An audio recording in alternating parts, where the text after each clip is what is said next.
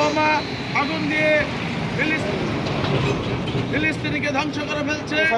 তারই প্রতিবাদে বাংলাদেশ জাতীয়তাবাদী ছাত্রদল বেলডি ইউনিট শাখার উদ্যোগে আজকের এই তাৎক্ষণিক প্রতিবাদ মিছিলে আমাদের মাঝে উপস্থিত আছেন বাংলাদেশ জাতীয়তাবাদী ছাত্রদল জামালপুর জেলা শাখার বিপ্লবী সহ সাংগঠনিক সম্পাদক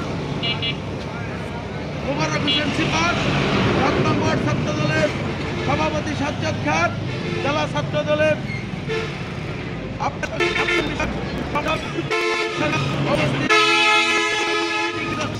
ডিগ্রি কলেজের নস্কর, বেলডি ইউনিট ছাত্র দলের অপর নেতৃবৃন্দ। এ পর্যায়ে আপনাদের সামনে সংক্ষিপ্ত বক্তব্য রাখবেন জেলা ছাত্র দলের সহ সাংগঠনিক সম্পাদক মোবারক হোসেন সিপাত। আমরা এমন একটি বিষয় নিয়ে আজকে যেখানে আমরা হতভম্ব ইসরায়েল কর্তৃক ফিলিস্তিনি নৃশংস মা বোনদের উপর, বাচ্চাদের উপর এইভাবে প্রকাশ্যে হামলা করেছে। আমরা তার তীব্র নিন্দা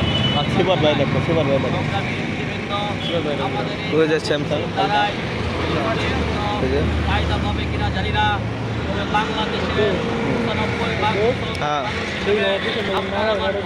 ৯৯% আমার ভাই মুসলমান ভাই মার খাবে, আমরা এখানে বসে থাকবো, এতে বিন্দু পরিমাণ কোনো ছাড় দেওয়ার কথা নাই।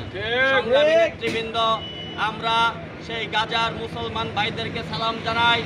আমরা ইসরায়েলের সেই হিংস্রদেরকে হুঁশিয়ার করে বলতে চাই, অবিলম্বে ফিলিস্তিনের উপর এই বর্বরতা হামলার বন্ধ করতে হবে। সংগ্রামী নেতৃবৃন্দ, আমরা তীব্র নিন্দা ও প্রতিবাদ জানাই যারা এই ইসরায়েলের পক্ষে এখনো সাফাই গাইছে।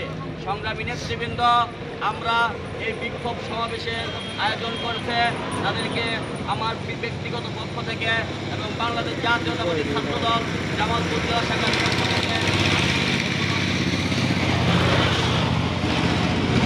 সবাইকে ধন্যবাদ। আসসালামু আলাইকুম। আরও আমাদের মাঝে উপস্থিত আছে বাংলাদেশ জাতীয়তাবাদী ছাত্রদল জামালপুর জেলা শাখার সহ সভাপতি জাহাঙ্গীর আলম। আসলে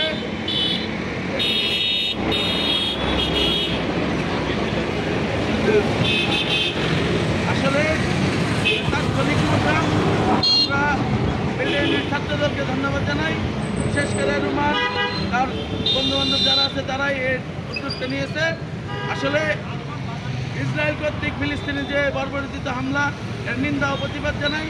পাশাপাশি আমরা এখানে যারা আছি, আমাদের ফ্যামিলি আছে, আর আমাদের আশেপাশে লোকজন আছে, তাদের আমরা আহ্বান করব যেন ইসরায়েলের পণ্য ব্যবহার না করে বয়কট করে।